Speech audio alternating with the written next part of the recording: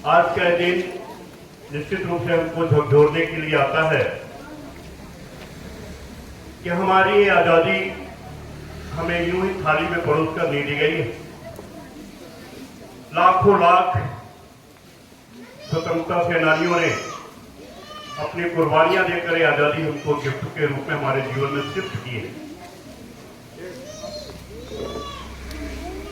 तो हमारी अपनी भी बहुत सारी जवाबदारियां बनती हैं।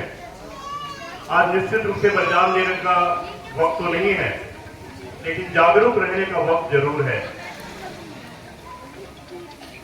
कभी हम आजाद ही तो थे, फिर गुलाम हो गए।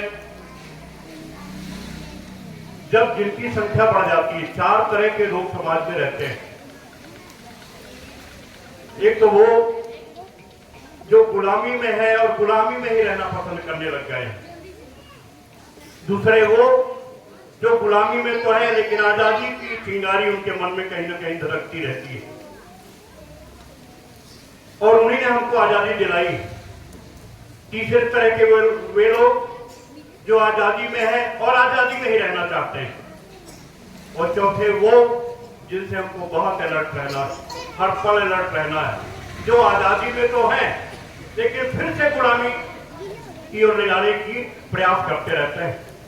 वर्ष 1857 में मंगल पांडे जी ने एक जो चिंगारी जलाई थी, उन्हीं के जीवन काल में वो ज्वालामुखी का रूप ले ली थी, और 87 में ही 1857 में ही हमारा देश आजाद भी हो गया था। लेकिन जिन जयचंदों की बात मैं कर रहा हूं, उन जयचंदों ने एक साल के अंदर हमें फिर गुलाम करा दिया। उनमें शिवाजीराव सिंधिया, महाराज पटियाला, महाराजा जिंद, इन्होंने अपनी 20-25 हजार सैनिक, अंग्रेज कोई सैनिक लेके नहीं आया था इस देश में, व्यापार करने आया था, और ऐसी कंपनी का व्यापार करने आया था जिसका कोई प्रोडक्ट आज तक कभी सुनाई नहीं पड़ा। ईस्ट इंडिया कंपनी के नाम से कोई प्रोडक्ट का नाम आप नहीं जानते हैं। एक दिवालिया कंपनी का नेतृत्व करते हुए आप पूरे देश में नेतृत्व कर गई इन जयचंदों की वजह से। इस पर मैं आपको अलर्ट करना चाहता हूं कि आज आपको हर पल अलर्ट रहने की जरूरत है। आपके आजू बाजू भी ऐसे लोग जो गुलामी सी बात करते रहेंगे, विदेशियों की बात करते रहेंगे, अंग्रेजों की बात करते रहते हैं कि ट्रेन जो है अंग्रेजों ने दी, अमुक चीज अंग्रेजों ने दी, हमारे पास था क्या। इस तरह की घिनौनी बातें और घिनौनी हरकतें आपने कर आपको डिमोरलाइज करने का प्रयास करेंगे, देश के प्रति आपके अंदर एक घृणा के भाव जागृत करने का प्रयास करेंगे। ऐसे जयचंदों से सतर्क रहने की जरूरत है। जब हमारा देश आजाद हुआ, कोई क्रांतिकारी नहीं जानता था कि हमारी इस बलिदान के बाद जो देश को आजादी मिलेगी उसके टुकड़े हो जाएंगे। एक टाइपराइटर का मालिक, एक टाइपराइटर उसके पास था, और उसने इस देश को टुकड़े कर दिए, पाकिस्तान कर दिया, पाकिस्तान बनवा दिया। इसलिए कभी भी ये मत सोचो कि कमजोर व्यक्ति है क्या कर लेगा, ना जाने वो कौन सी साजिश का शिकार है और उसको क्या रूप दे देगा, आप कल्पना नहीं कर सकते हैं।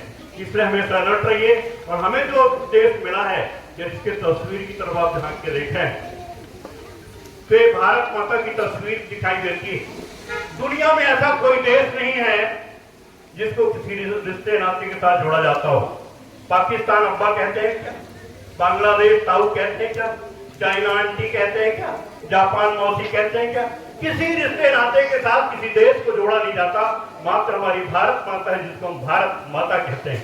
इसलिए भारत माता आज आपसे आह्वान करती है और बहुत गर्जन है आपके ऊपर, और वो कह रही है कि आपका प्रत्येक सुबह एक प्रत्येक जन्म की तरह आपका होना चाहिए। आपको लगना चाहिए कि आज हमारा एक जन्मोत्सव हम मना रहे हैं। प्रतिदिन जो भी सुबह हो आप समझ लो कि हमारा एक जन्म हुआ है, और आज का एक दिन हमारा पूरा जन्म का काल है। आज हमको आज ही सब कुछ कर डालना है जो हमारी मनसा है, कल के लिए कुछ नहीं छोड़ना है, क्यों कल कभी आता नहीं।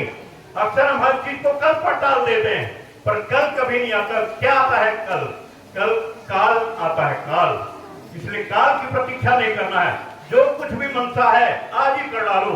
और मैं आपसे महर्षि परिवार ही नहीं, अपने तमाम युवाओं से कहना चाहता हूं, तमाम युवाओं से कहना चाहता हूं कि हर एक पल, क्योंकि जो आपको जीवन ही मिला है ना, बड़े भाग्य से मिला है, तुलसीदास जी लिख रहा है, बड़े भाग मानुष तन पावा, सुर दुर्लभ सद ग्रंथ ही गावा।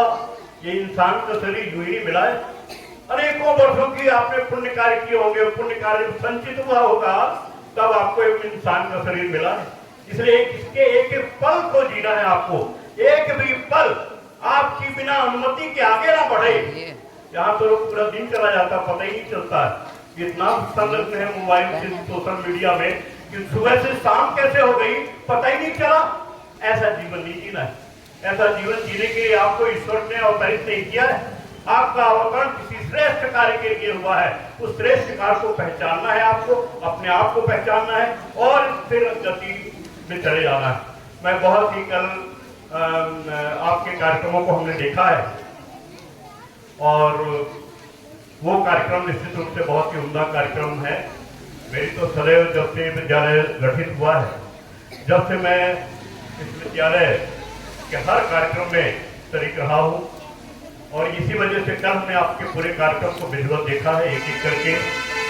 बहुत ही उम्दा कार्यक्रम है आपके, और चूंकि 60 किलोमीटर दूर मुझे जाकर वहाँ ध्वजारोहण करना है, आपकी तरह के नौजवान वहाँ मेरी प्रतीक्षा कर रहे हैं, तो उन्हें उनके साथ भी रहूंगा। कल एक बिटिया कह रही थी, सर कैसे मैनेज कर लेते हैं आप, सबको प्यार करते हैं, हमें भी करते हैं।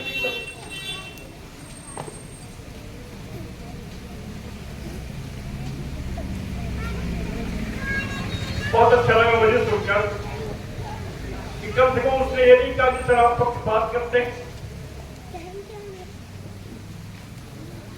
उन्हें ज्यादा प्यार करते हैं, मुझे कम।